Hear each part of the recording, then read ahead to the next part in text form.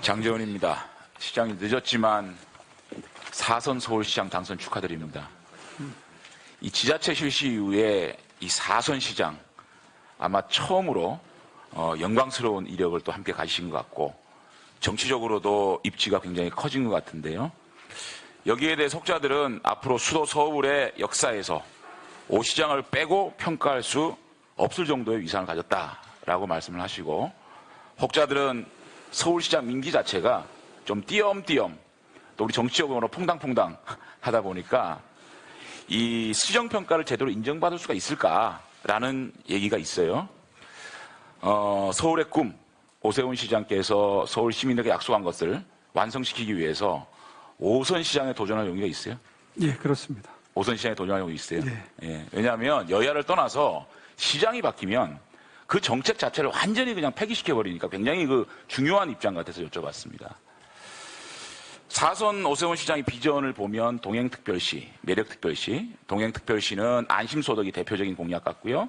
매력특별시는 아시아 금융도시, 이게 아마 중요한 대표 공약 같습니다. 요 두 가지 문제에 대해 좀 얘기를 좀 나누려고 합니다. 이 매력특별시를 위해서 아시아 금융 중심지를 만들겠다. 뉴욕과 런던과 어깨를 나란히 하는 아시아 금융 중심지를 만들겠다고 말씀하셨어요. 그리고 2030년까지 해외 금융사 100개를 유치하겠다. 꼭 성공하기 바라고 저희들도 국회에서 지원할 일이 있으면 적극적으로 지원하겠습니다.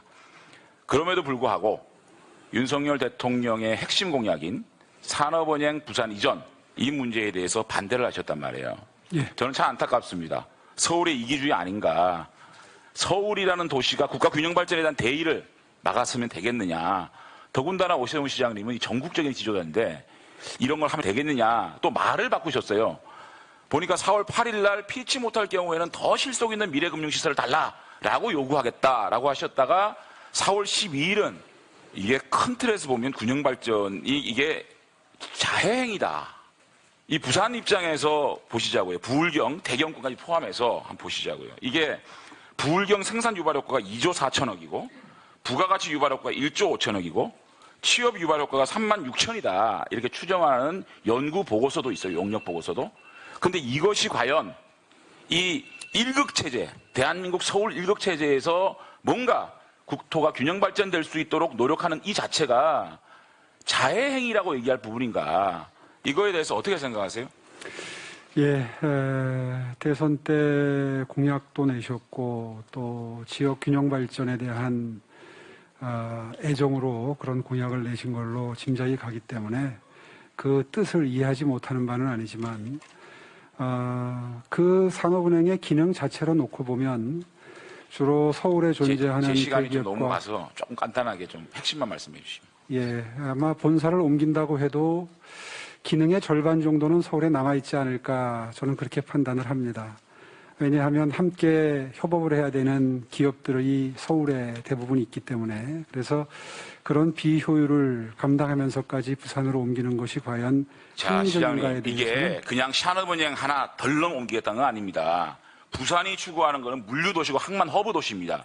그것을 관찰하기 위해서는 꼭 산업금융이 뒷받침돼야 대한민국의 이 부산이 허브 항만으로 발전할 수 있다라는 차원에서 산업은행은 하나의 정말 중요한 하나의 그 핵심 요소이기 때문에 그렇게 말씀을 드린 거고, 산업은행 하나 이전 가지고 얘기하는 게 아니에요. 그런 국토 균형 발전의 가장 핵심적인 요소이기 때문에 그런 공약을 냈고, 서울은 이제는 세계를 상대로 좀 역량을 더 발휘하시고 그러한 혜택을 지방으로 좀 분산시키는 그런 좀 역할을 해야 되는 거 아니냐. 그럼에도 불구하고 서울시장으로서만 역할 속에서 자해행위라다. 이런 좀 너무 강한 발언을 한 거에 대해서 참 유감스럽습니다. 그래서 제가 이거는 자해행위라는 표현을 쓴 것은 산업은행 이전 하나만 그 사안을 놓고 이야기한 게 아니라 아까 다른 의원님과의 대화 과정에서도 나왔지만 서울은 국내에 있는 다른 도시들과 다른 지방과의 동행도 필요하지만 우리 라이벌 도시와의 관계에서도 늘 경쟁력을 유지해야 된다는 그러니까요. 산업은행 이전이 그렇게 서울을 자해할 정도의 문제냐, 그런 비중에 대해서 말씀을 드리는 거고요. 시장님, 국가적 큰 틀에서 좀 더 어떤 그런 큰 지도자로서의 대안을 모색을 할 수 있는 그런 좀 시정을 펼쳤으면 좋겠다, 이런 생각이 들고요. 그 다음에 동행특별시 안심소득에 대해서 이제 뭐 많은 분들이 장점에 대해서 설명하셨으니까 우려가 좀 있더라고요. 이 언론의 기사를 한번 보니까 과연 안심소득이 효율적으로 어려운 분들에게 더 많은 혜택이 돌아갈 수 있느냐에 대한 반론이 좀 있더라고요. 이 보면 국가기초생활급여가 90만 원을 받는 그런 분들이 안심소득은 82만 원을 받는 기사를 봤어요. 그래서 깜짝 놀랐어요. 이거에 대해서 알고 계세요? 네, 알고 있습니다. 이거 어떻게 해소를 합니까? 시정했습니다. 시정을 했습니까? 네. 그러니까 이 사각지대를 위해서 이 추가 현금성 지원을 하겠다는 거 아닙니까? 그렇습니다. 그 부분에 대해서는 그러면 지금 전반적으로 안심소득에 대한 예산을 보면 대한민국의 현금성 복지 비율이 81조 정도 되거든요. 그거를 지출 기준으로 하더라도 32조 정도가 추가로 발생한다고 하고 있습니다. 맞습니까? 예. 전국적으로 확대했을 경우에. 전국적으로 확대할 경우 이제 시차를 또 고려해야 그러니까 되고요. 81조에 32조 정도를 추가를 해야 되고 거기에다가 이런 사각지대 해소를 해서 또 추가적으로 알파가 필요하다. 복지 사각지대를 해소한다는 측면에서 보면 굉장히 효율적입니다. 아니 그게 아니고요.